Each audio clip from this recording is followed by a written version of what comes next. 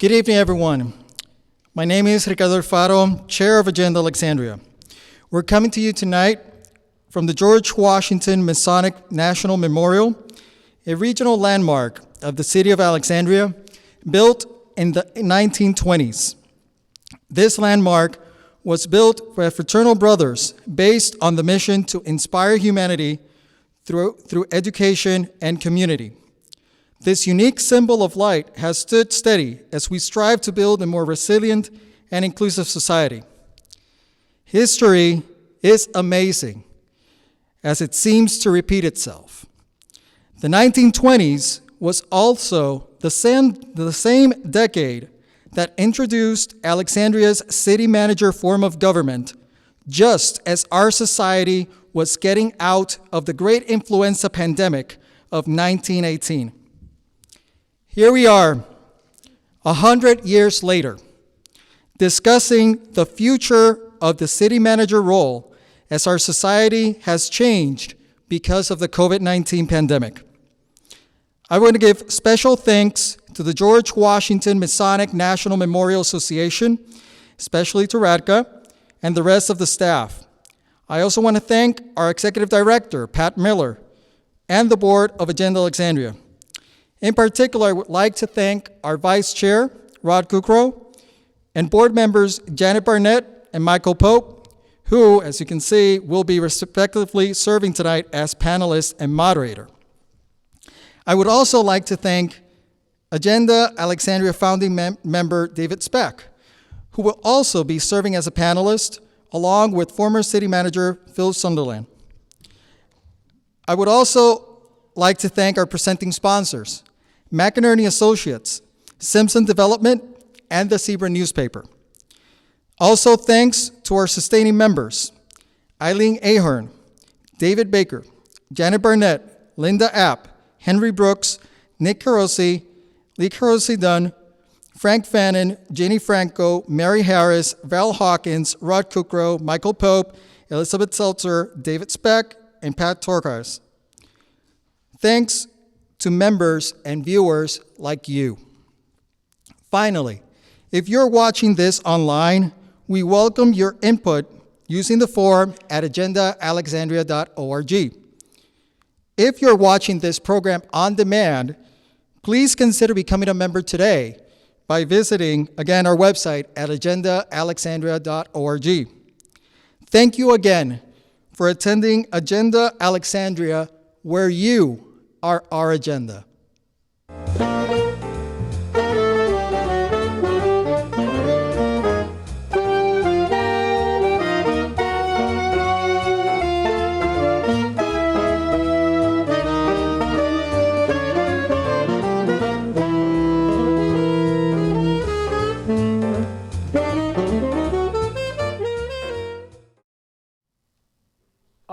Well, my name is Michael Pope, and I can't tell you how excited I am to be here on this stage. I want to start by thanking our chairman, Ricardo Alfaro, for having the vision, the idea to bring Agenda Alexandria here to the Masonic Temple. So this is like really a treat to be on the stage here in this amazing building. And we have limited amount of time, so I'm going to jump right into it by introducing our panelists. On stage right to your left is David Speck, former city council member, former member of the House of Delegates. 2016, he retired as managing director from Speck-Caudron Investment Group. He was a founding member of Agenda Alexandria back in 1998. Then there's Phil Sunderland, an actual city manager on our panel.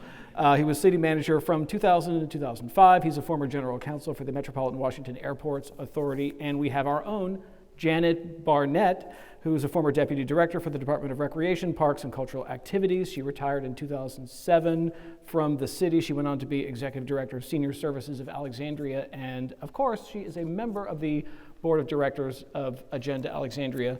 So we are gathered today. The title of our program is Provocative, intentionally designed to be provocative. Who runs the city? And so I want to throw this first question to our city manager on the panel, Phil Sunderland, who is a former city manager and actually ran the city for a number of years himself. Although he would, I know that he would take issue with that.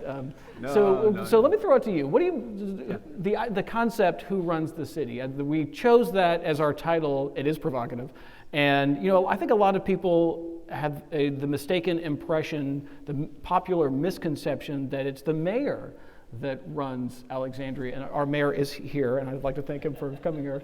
But the mayor is in a very important role in the city, but he doesn't. That job is not to run the city. So let me ask you the provocative question, Phil Sunderland: who runs the city? So let me take an honest crack at that. Okay. So I would start off by saying that the city manager runs the city. The question, of course, is what does running the city mean? But I would say that, and I'm going to get into this a little bit, and I'll tell you all right at the outset, I often have a difficulty of moving from being a lawyer and being whatever a lawyer is, to being and speaking in a way that people understand. So I always try to move to the latter, but sometimes have a difficulty in it. But I will say, and I want to address a little bit later on, kind of what the city charter says about who runs the city.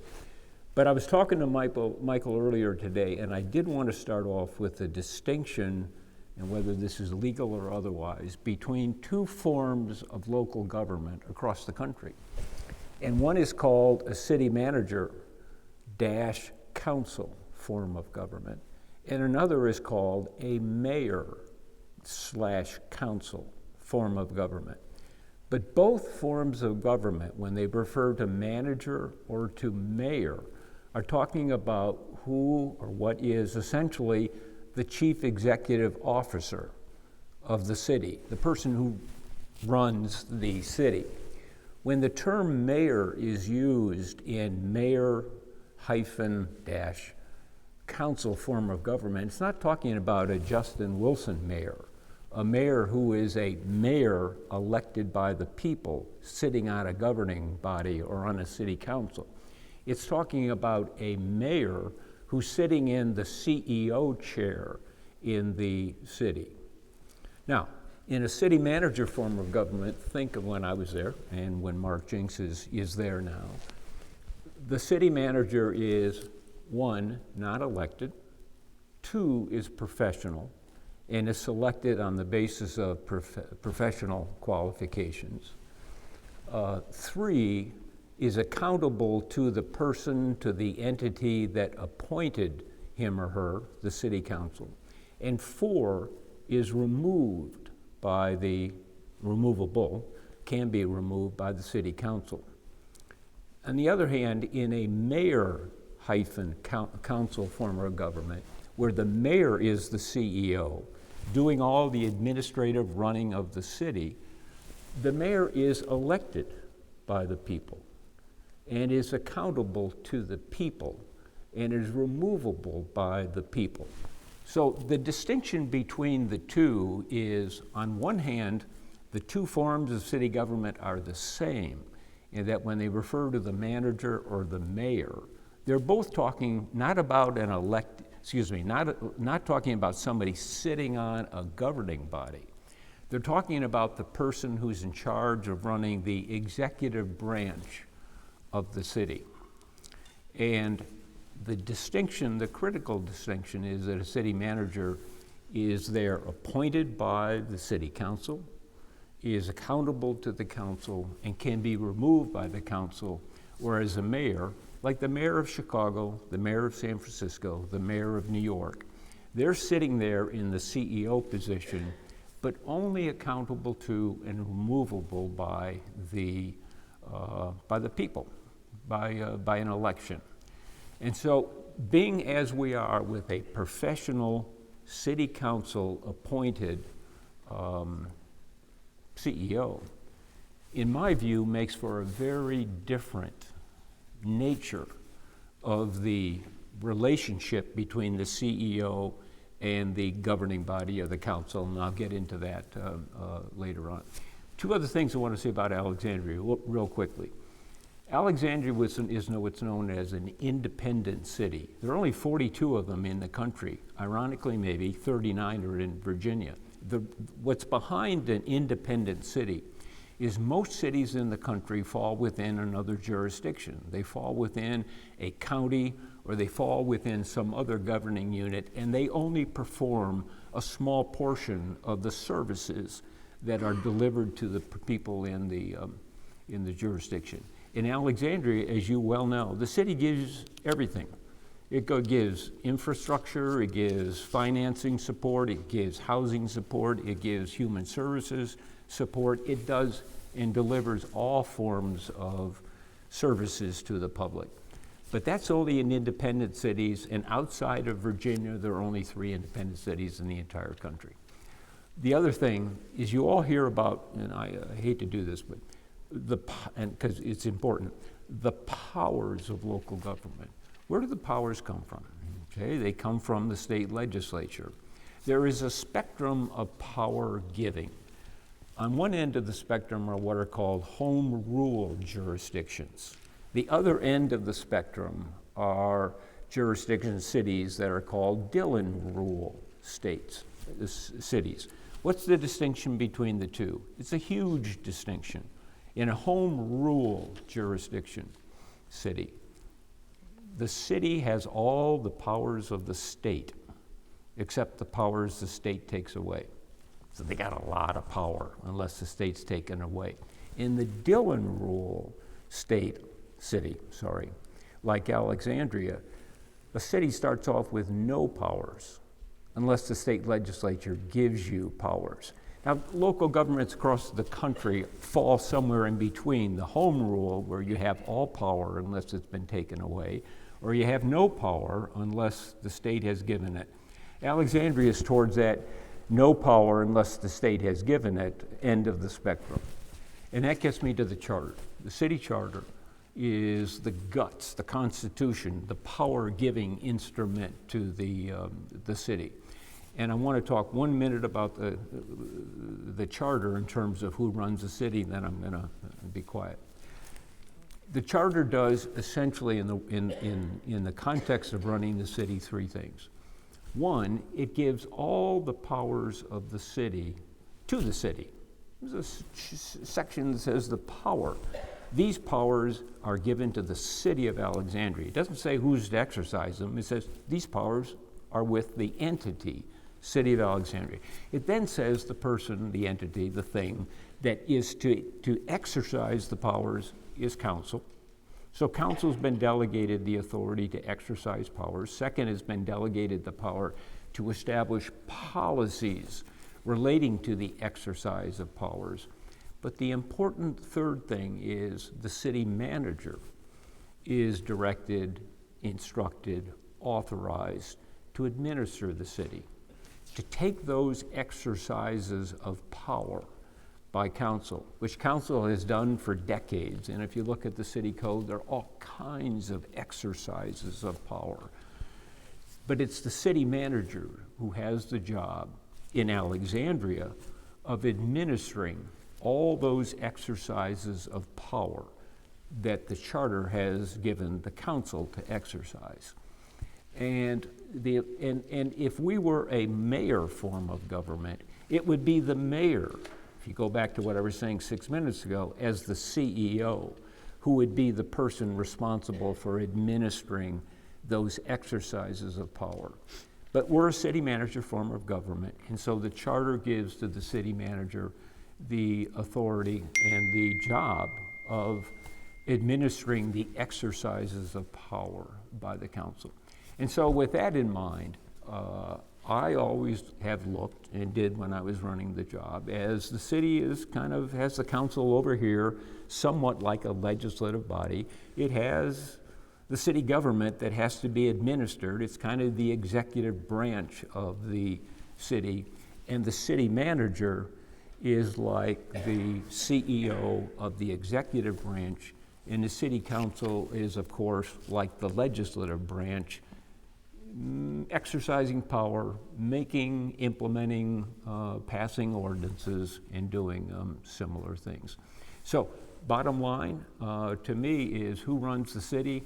Running the city is essentially the person or the entity, but here the person who is charged with the responsibility for running its day-to-day operations, and the charter plainly gives that to the city manager.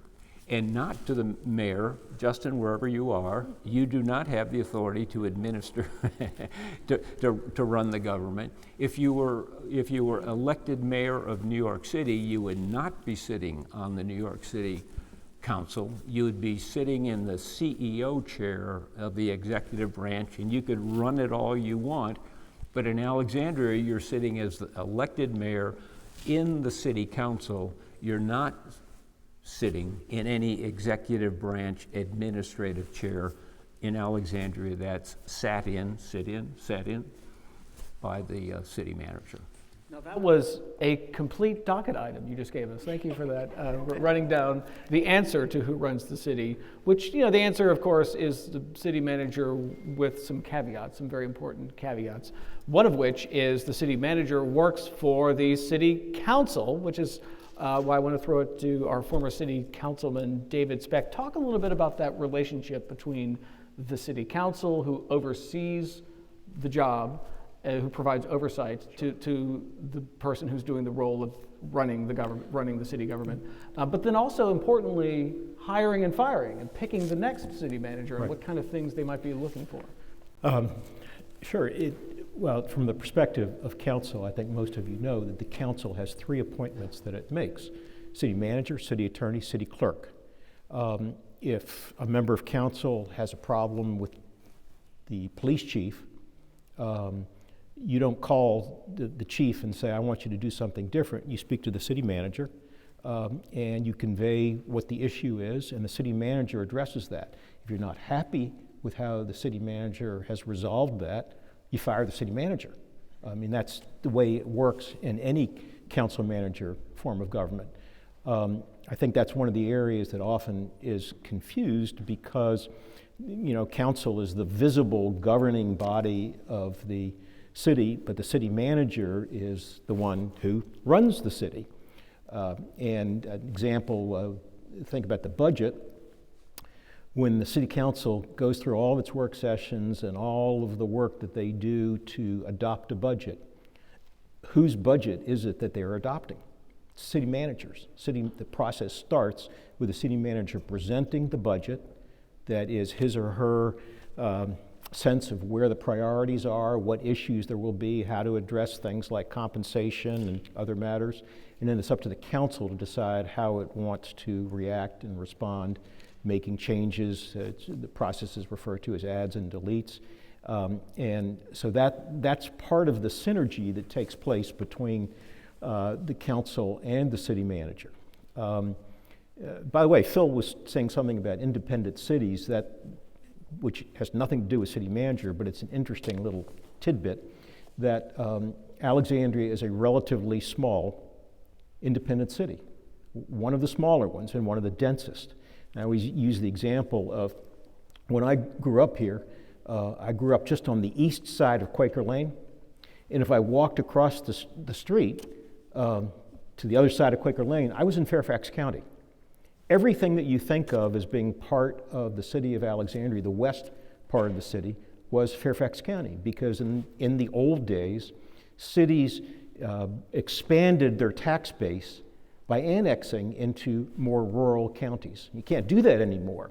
So one of the real constraints on the city's ability to run effectively is the constraint on what we can generate in income from our limited boundaries. And the example I always give is, think about if you were a business and you were producing a product or a service and things are going well, you've got a reputation for doing good work, you have good pricing, quality work, all those other great things that you do, with one catch. And that is that there was a circle that was driven around your business and said, you can't do anything in terms of selling your product or your services outside of this circle. It'd be pretty limiting. You'd have to start raising your prices, you might have to cut back on quality, and it can really affect your business. That's Alexandria's issue. If you look at the boundaries of the city 50 years ago and come back 50 years from now, it's pretty much going to be the same. So one of the real issues that I think a city council and a city manager and the community have to address is how do you ensure that you can continue to improve and expand the services and programs and all the things we do to make a good city when we have constraints on where our revenues come from. We have no local income tax. We send more down to Richmond than we get back. And that, I think, is one of the most difficult elements of running an independent city. And of course, we make it as confusing as possible because if you think about all the areas south of the city that has geographically a much larger space than the city and by population much larger with an Alexandria mailing address, people don't often know. You talk to somebody who says, yeah, I live in Alexandria in the Kingstown area or something like that. It's like, no, you don't actually live in Alexandria. Phil can remember this. I used to get into this crazy crusade with the media about, they would report, on something, they'd say another axe murder in Alexandria or something like that. And I would say to the reporters or to have our PIO, call the paper or something, it's not the city of Alexandria. And if you're getting the police report from Fairfax County, it's Fairfax County or Arlington. And I finally gave up because I realized they just didn't care. It just wasn't important enough to them. So Michael asked me about the search that's going on right now, and which is always interesting because it doesn't happen that often. It's been a pretty broad search. One of the things that interested me, so this is a little pop quiz for all of you here, because I know most of you have been around for a while, and those of you watching at home, you can take the quiz too. Think about over the last 30 years or so, with a number of different city managers. If you had to say one name that you immediately think of when you think of a city manager, who would you think of? What name would pop up? Vola Lawson. Yeah, sure. I mean, she's city manager for 25 years. I mean, she sort of defined a lot of that role. So I wanted to read something to you from the city's RFP for inviting candidates. There are a number of things they talk about in terms of experience and that sort of thing. But finally, the successful candidate will have significant and relevant experience managing city or county government, similar in scale and complexity to the city of Alexandria, as well as, at a minimum, a bachelor's degree from an accredited college or university, and preferably a master's or other advanced degree. So, if this were the case, Vola Lawson would never have been hired because she did not finish college. And that's a surprise to a lot of people because she obviously was bright and educated, but her circumstances were such she wasn't able to finish. That would have eliminated, as it probably still does now, possible candidates that have other life experiences that could serve us well. But that's, you can't reduce the requirements or qualifications to open the field even more broadly, but it always interested me that someone that had been such a dominant figure in Alexandria's history and government was not someone that would meet the modern qualifications to be a city manager. I think that's one of the things that has, at least at some level, made Alexandria more special in that it has recognized that there are people that might not otherwise fit the mold who have performed very well in a variety of different functions for the city. I've gone through, somebody yelled out Wayne Anderson. I worked with him too. I mean, we've gone through some really good city managers. But the one thing that I would say about selection, and I have no idea what the council is going to do on as a final decision, is that you can find lots of people who are very skilled in being a city manager.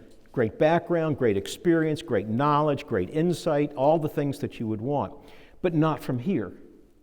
And you can't expect someone to learn how to be a good city manager on the job, but the difficulty is learning about the city and the subtleties and nuances of this unique community takes time. It's a hard job to really master when you're still trying to sort of come in here new and figure out what the next street over is as you're going somewhere. And I think that's tough. And so I have no idea whether the council is going to be selecting someone more internal or external. I'm sure they'll make a good decision. But I've always made the case that if you can find someone that already has familiarity with this area, not necessarily the city of Alexandria, but certainly the area, I think you just get one step ahead of the ability for that person to acclimate into this special community. So we'll see what happens. But if you think back to some of the city managers that we've had over the last few decades, the ones that you typically remember are the ones that already had some background in this community or this area. Phil, Vola, Mark, Doug Harmon, Wayne Anderson were all people that were already here. So that's sort of my perspective. We'll get to some questions and answers. And Janet can now tell us everything about working for a city manager. Well, no, so David, David Speck, you touched on an important part of why we're having this panel, which is the retirement of Mark Jinks, and so the city council is in the process right now of hiring the next city manager, and so there are a lot of things that you want to think about. Do you want an internal person? Do you want an external person? As David Speck just said, do you want someone who has familiarity with the region and the nuances of this area?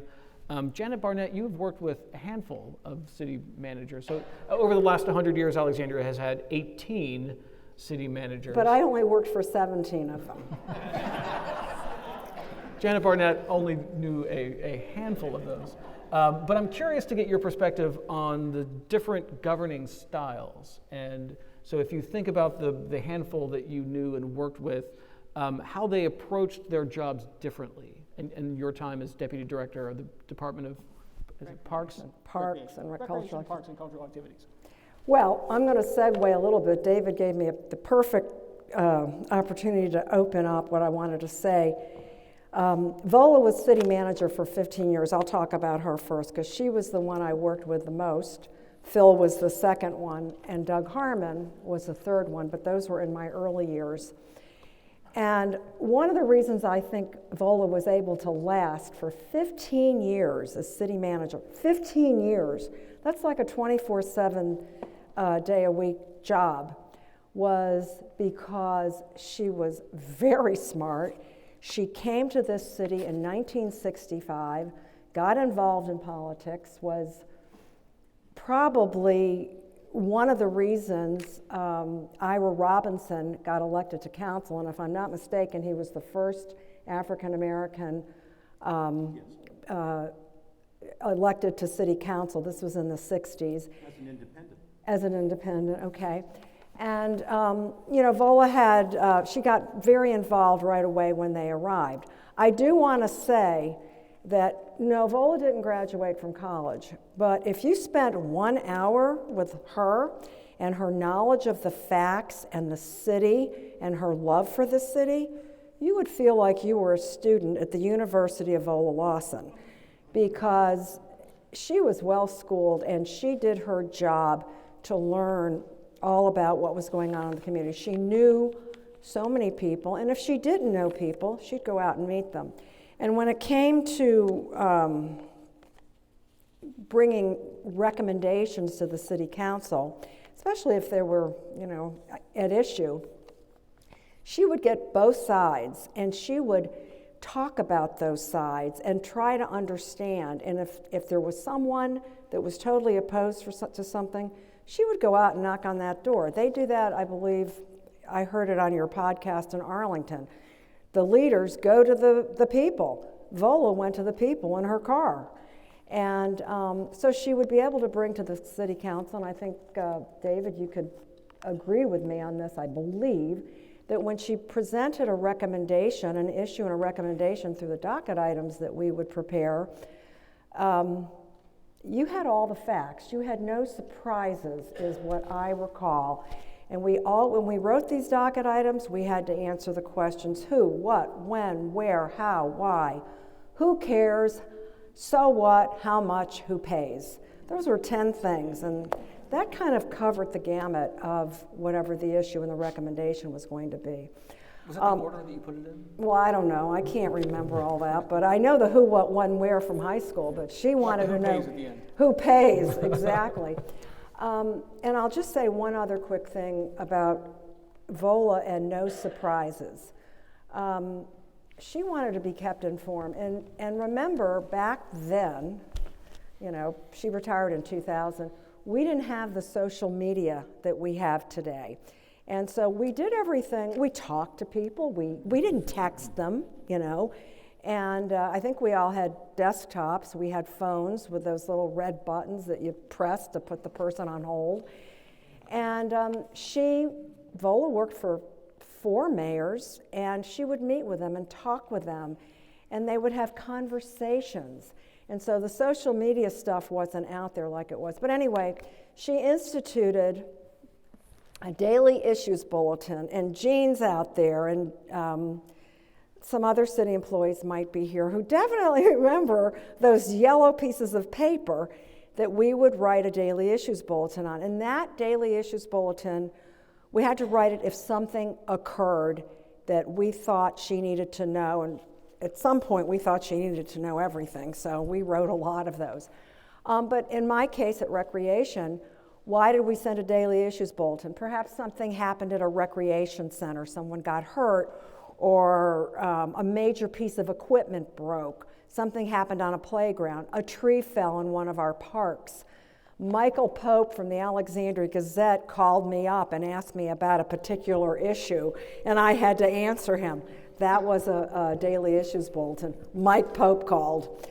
But I don't want to just ramble on here, but I think in regard to David read the job description, Vola owned this city. She cared deeply about it. She took great responsibility. This city was her baby, and there's something to say about bringing in people who, not from way far away, even though we like new information, we like to have new eyes look at everything.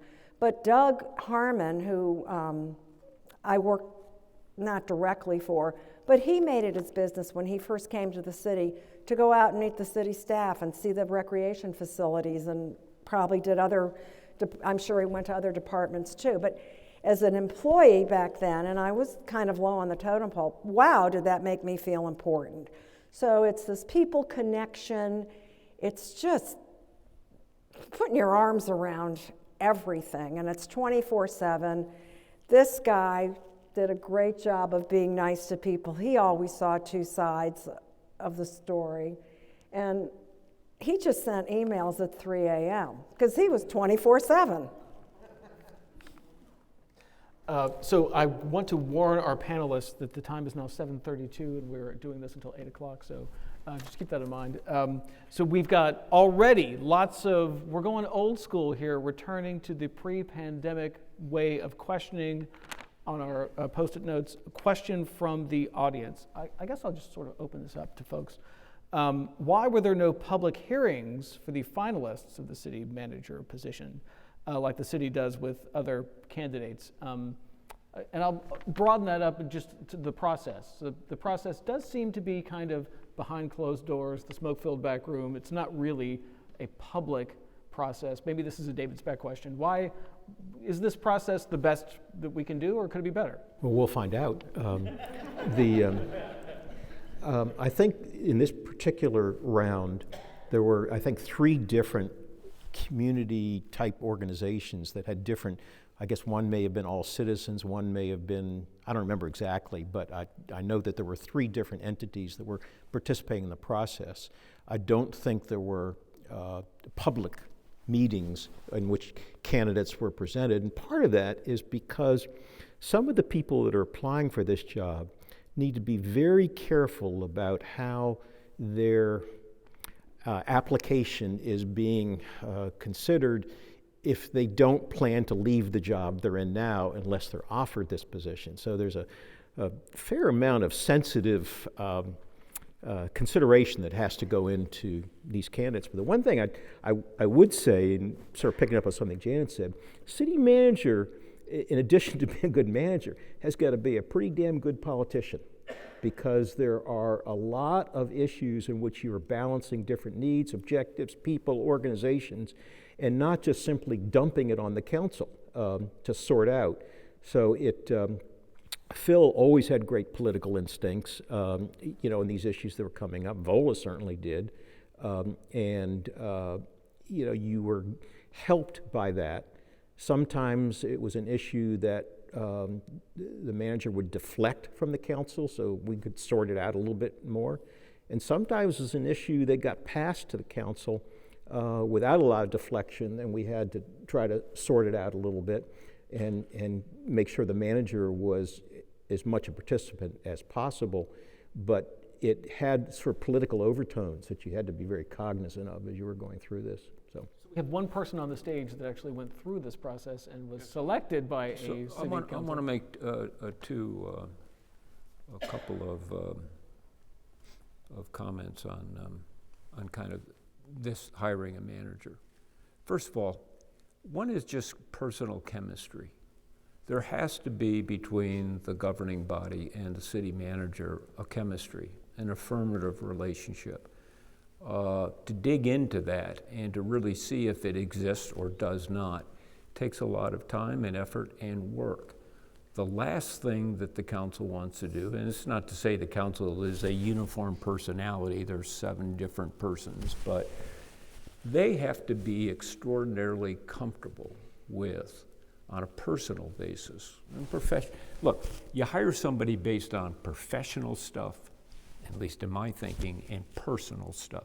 Someone may be on paper the best city manager in the world, and you sit down with the person, and you can't stand her. You just can't.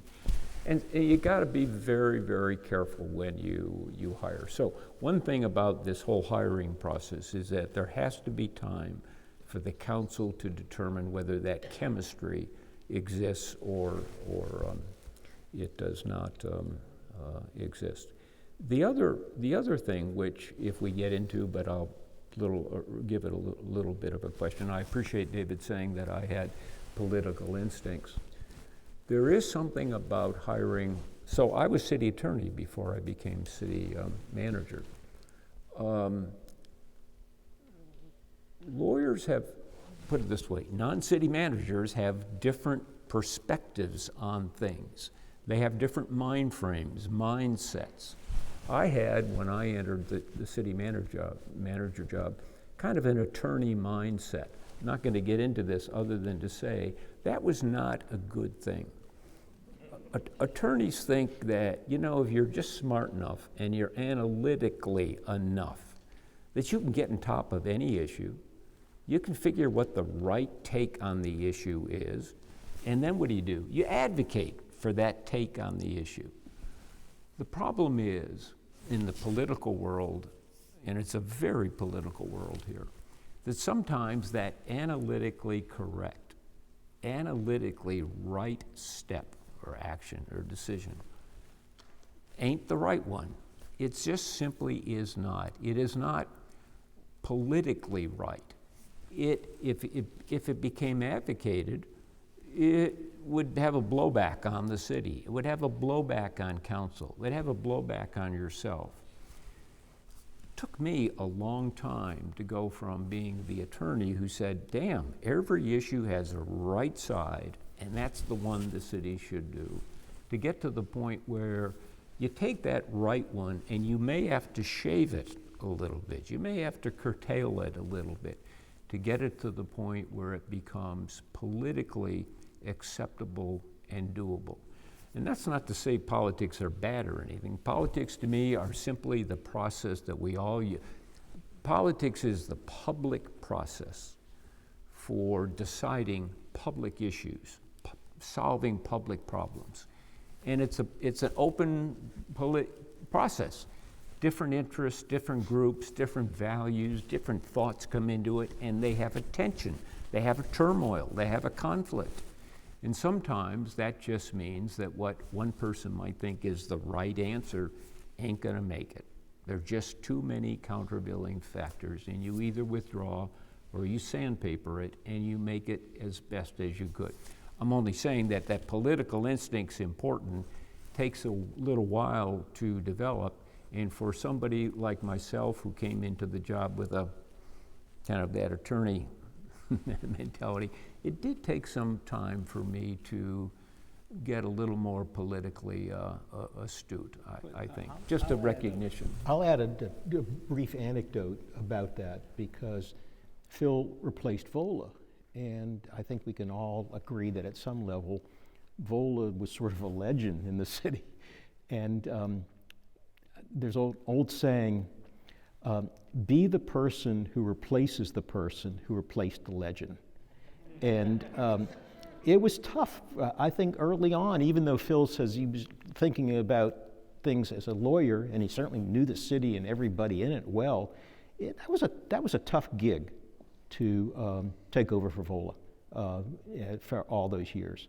And I think he was great, but I know it was tough. Well, I think he was great too. I'll just throw that in, because this is a guy that is so principled. And David mentioned politics. Vola was so good at the delicate balance of what's good for the residents, the city, and how does this affect politics, especially since she and you served at the pleasure of. So I think it is a kind of a delicate balance. And but as someone who admires you, I think you did a great job, even with that lawyer stuff. There's a test on what he gave us early on. Well, my only point is that, and kind of going to both what Janet and David have said, I am a believer, and if you look historically at the city, so I would say this, I had roots, for what it's worth, in the city. I had lived here since the early 70s. I was active in the city, and I was the city attorney. I was a lawyer. Negative side of the ledger, lawyer. Positive side of the ledger, lived here as city attorney. I really got to know the city. So I think, falls into the bucket of people who knew the city when they took over the job. Yep. I am a believer as well, although lots of people believe you need an outsider to come in and bust up the system because the system ain't performing. And if that's the case, if it ain't performing, yeah, bust it up, and probably do bring in somebody who can crack heads, change people, change culture. I don't know if today that there's a need to do that, but if there is not a need to do that, then I am biased in the sense that organizations are better served as leaders, as people who are going to lead the organization, if people know that person well enough that they're confident that person can genuinely lead the organization. And leading, to me, means inspiring people. That's what, anyways, I have other things to say if I have time to do it, but part of the role of the city manager is to lead, and a major element of leadership is to be able to inspire people and get people to do what they think they can't do, which they end up having lots of pride in doing what they thought they couldn't do. That's the essence of leadership. So you mentioned this thought about bringing in the outsider to bust it up. The system is not working, so let's bust it up. If you look at the history of why the role of city manager was created 100 years ago, is because Alexandria government was not working, and elected officials wouldn't show up, so you didn't have a quorum, and the police force didn't show up, and the city gas works didn't show up, and so the ones that did show up had to work 72-hour shifts, and so they brought in an outsider, a guy from Michigan who actually was city manager in Goldsboro, North Carolina. So the whole creation of the job actually was, this system isn't working, let's bust it up. I'll go back to my spectrums. I will say to you that, and the council as the hiring entity here, they know where the city is on this spectrum I'm about to describe. One end of the spectrum is basically things are okay in the city, and we really would like someone just to continue managing the place to keep it where it is. Not in a sense to be stale and non-moving, but we don't need a cracking of the heads. The other end of the spectrum is you need the cracking of the heads. The council is unhappy with the status quo, and they need a new leader to come in on the administrative side and really engineer a change. If I'm on the council and I think that's where we are, I'm hiring from the outside, and I'm going to be darn sure that I've got someone with a history of changing culture, cracking heads, making things get better, kind of getting into stale organizations and refreshing them.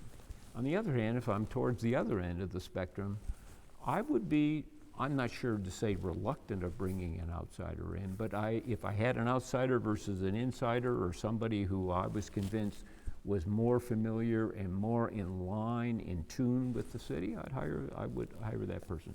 But it depends, in the eyes of the council, where the organization is on that crack heads or things are good spectrum, to me. Question from the audience, pointed question. Is the City of Alexandria government too big, too bloated, and too out of control to be effectively managed? Obviously, it's a loaded question, but I will add on to that. I mean, you know, in any organization that is large, and the larger and more complicated it is, the more difficult it is to manage. I'm going to throw that loaded question to Janet Barnett and get her response. I mean, I don't want you to comment on whether or not the city is out of control necessarily, but the challenge of leading an organization that is large, so large and complex that one singular person can't understand at all. You know, you probably end up with different, and I'm sure you've seen different leadership styles, some of which might be a little bit more on the micromanager side of things, and some of which might be a little bit more on the delegation side of things. Do you have any thoughts about which one is perhaps more effective? I'm sure you've seen both of those models in the city of Alexandria, right? Well, one thing I'll just say, our city has grown so much, and I was glad that in the city manager's office they were able to hire more deputies and assistants. That's one thing. That helps us as citizens. Micromanaging, well, yes, micromanaging. It is so important for the city manager to have a handle on everything that's going on, because that's the person in charge, and that's who's usually going to get the phone call. Sometimes they'll call the council people will call the city staff. I think micromanaging has its place. The city manager, the buck stops with him or her. And as city employees, the employees have the opportunity to do their job.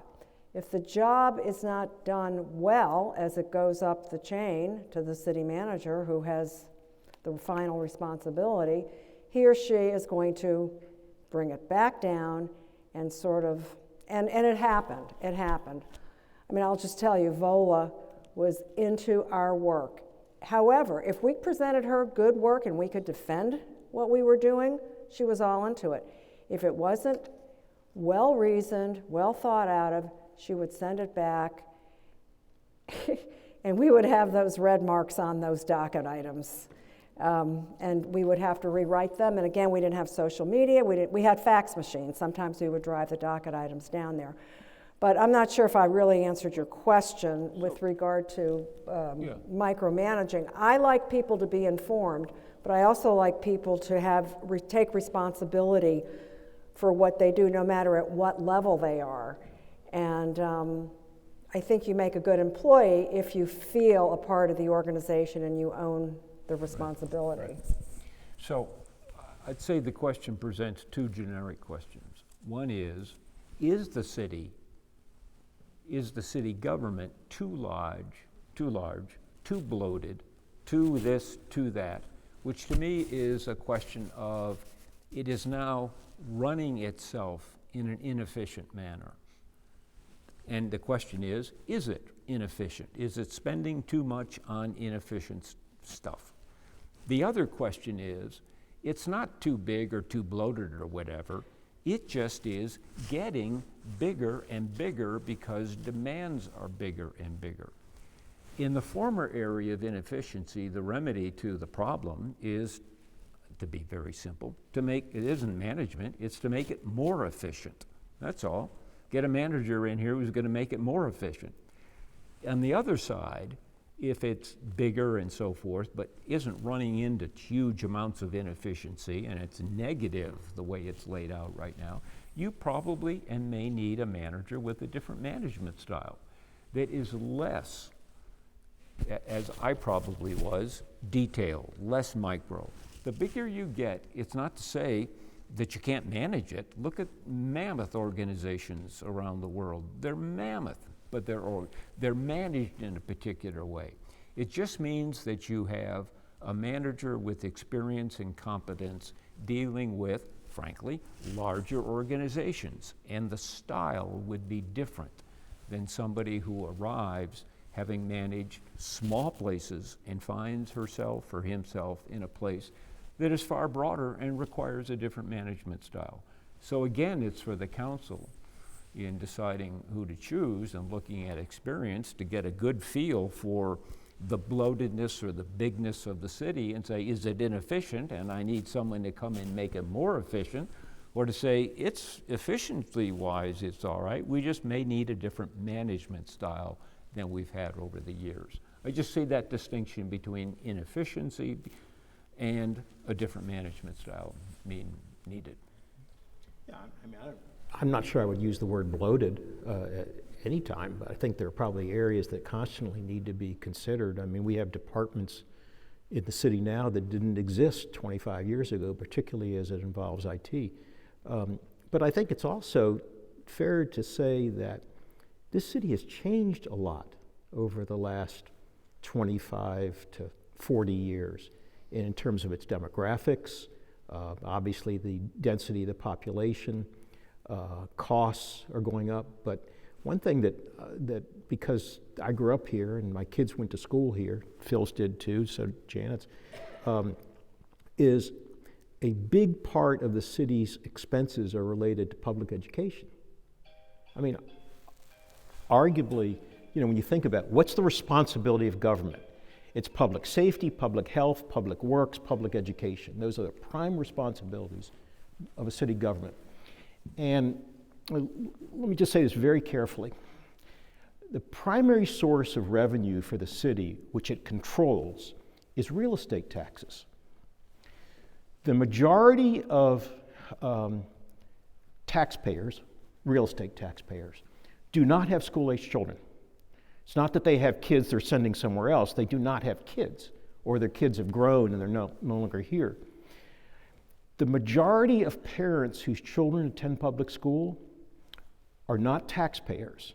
Now, let me say this very quickly. That doesn't mean that if you are a renter or you live in public housing, you don't care about your kids' education. But the stakeholder relationship has changed dramatically since my kids were going to school here. The parents are less engaged in different ways, and that's always an important issue. The recent gubernatorial race got into this whole question about the role of parents. Here's what somebody should have said. The two factors that make schools effective, regardless of how old the building is or whatever, is the principal is the strongest instructional leader and you have active and involved parents. Not getting into whether they approve the curriculum or not, but that's something that has changed a lot in the city, and it's a big part of the budget that everyone's paying for, but in relative terms, the people who are paying for it aren't necessarily the ones that are using it.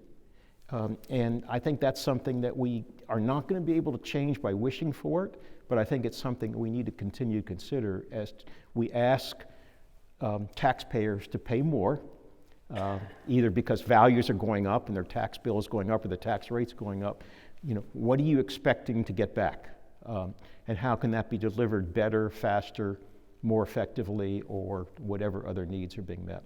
I want to ask a philosophical question about an effective city manager. Is a good city manager someone who leads or follows? In other words, does the city manager lead the city council, or does an effective city manager follow what the city council wants him or her to do? And then perhaps as an addendum to that, is it possible for the city manager to appear to be following but really secretly leading? Is that also part of it?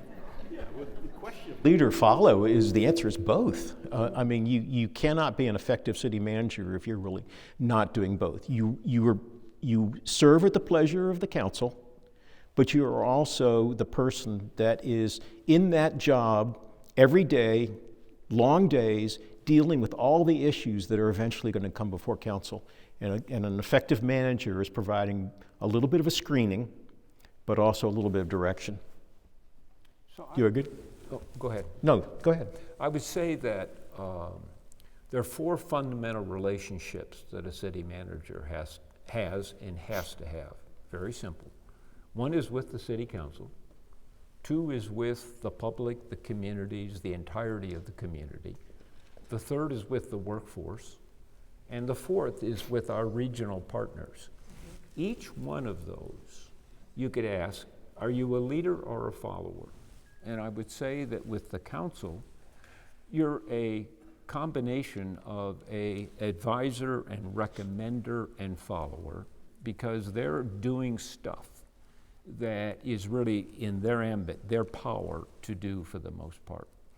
When you're dealing with the workforce, you're the leader. No question, that is your job. You're not following anybody. You are establishing your own links to that workforce, and you're leading the workforce. When you're dealing with the community, you're a major representative of the city, and you're both, in a way, leading that relationship and following the major, if you will, driving principles and actions and decisions of the council. And in the regional body, frankly, I don't know what you are, other than being a professionally competent person, whether it's with WMATA or Metro, or it's with COG, or it's with all the public safety collaboration bodies. You're kind of the representative of the city. But it depends on that matrix of 4 relationships with whom you're having the relationship, to me, that says, are you the leader in that relationship, or are you a follower? For what that's worth. Janet Barnett, do you have any thoughts on that before we go to our next question? I think David said it perfectly, both. I mean, and I mentioned earlier a delicate balance. You know, you serve at the pleasure of, but you've got to do what you believe in your mind based on your knowledge and of what's good for the city. And there's a lot of bouncing balls there. So I go with his 4 things. 5 things or 4? Phil used to give us A, B, C, D, and E. 4. Yeah. Yep. Question from the audience. The audience members interested in that other elected body here in Alexandria, the school board, and the relationship between the now elected school board and the elected city council, which can be contentious at times, right? So describe that relationship and perhaps how the city manager's role in that relationship. Well, so I would define it as follows. The relationship between the school board and the city council is their own relationship. The city manager's relationship is with the school superintendent. And so, you know, you have to work hand in glove with the superintendent, and you have to have, as you may hear me, people in the room probably have heard me, you have to have a relationship with the superintendent and vice versa that is based in respect and trust. You just have to have that ongoing working relationship. And that relationship always operates kind of under the radar between the relationship that the council and the school board generate between the 2 of them. And does the superintendent and the city manager facilitate, help, whatever that relationship? To the degree the council needs assistance and wants direction or advice or whatever in it, the manager will participate. But the manager's job is to have a good relationship with his or her peer on the school side, and the council's job is to establish a good relationship with the school board, and vice versa at the governing body level. Well, I just say that at the time, there was a lot of unhappiness about school system when the decision was made by a referendum from public to go from appointed to elected. I was opposed to it then, still am, and I think it's just as screwed up now as it was then in terms of the governing relationship, because elected school boards without taxing authority means that the primary burden goes back to council. So no offense to anybody on the school board, it's just that the process of having an elected body that has no taxing authority but has the governing role, I was, as I said, I was against it then, still am, but it's unlikely that it's going to change anytime in the near future, and I think it creates a lot of tension that probably is going to be just indigenous to the circumstance of having two elected bodies. All right, the chairman of Agenda Alexandria is giving us the hook, so I'm going to go across our panel here, lightning round. What advice would you give to the next city manager? David Speck, you go first. I mean, the one that's currently about to be selected? Correct. Well, if you're not from this area, you're going to have to spend the first part of your tenure just really getting to know the community. And that means that you're going to have to find a balance between being a new manager and new style and learning the community that you're going to be managing. If you're someone that's already familiar with it, then I think it's just finding a way to establish the role that you want to play after, in this case, a relatively long tenure of the existing city manager, and how you want to continue to operate effectively at a time of great pressure on the city to respond to all of the needs that are developing and changing. I would say three or four things. The scope of the job is huge.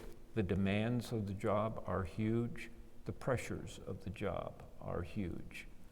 An essential component of the job is the region and regional relationships that have to be maintained.